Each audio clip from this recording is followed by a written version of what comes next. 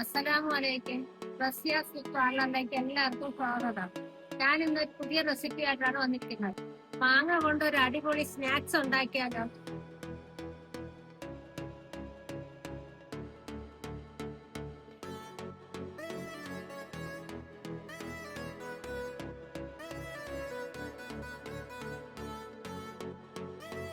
മാങ്ങ ചെറുതായിട്ട് അരിഞ്ഞ് മിക്സിയുടെ ജാറിലിട്ട് ചെറുതായിട്ട് ഒന്ന് അടിച്ചെടുക്കണം.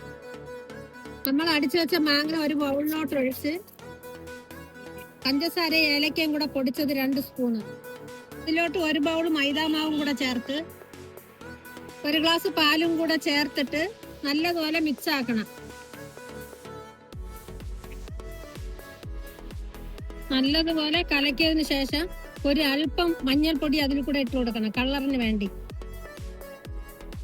1/2 സ്പൂണ് സൺഫ്ലവർ ഓയിലും, 1 spoon baking soda, 1/4 spoon baking powder എല്ലാം കൂടെ നല്ലതുപോലെ മിക്സ് ആക്കണം.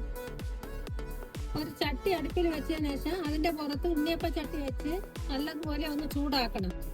അതിലോട്ട് അല്പം നെയ്യ് തേച്ച് കൊടുക്കണം. ഉണ്ണിയപ്പ ചട്ടിയിൽ ഓരോന്ന് വീതം ഇങ്ങനെ ഒഴിച്ചു കൊടുക്കണം.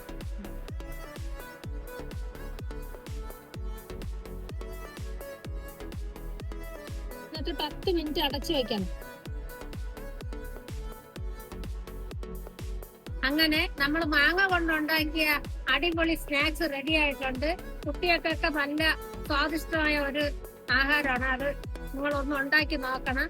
ഇഷ്ടപ്പെട്ടുവെങ്കിൽ സബ്സ്ക്രൈബ് ചെയ്ത് ലൈക്ക് ചെയ്ത് എന്നെ സപ്പോർട്ട് ചെയ്യണം.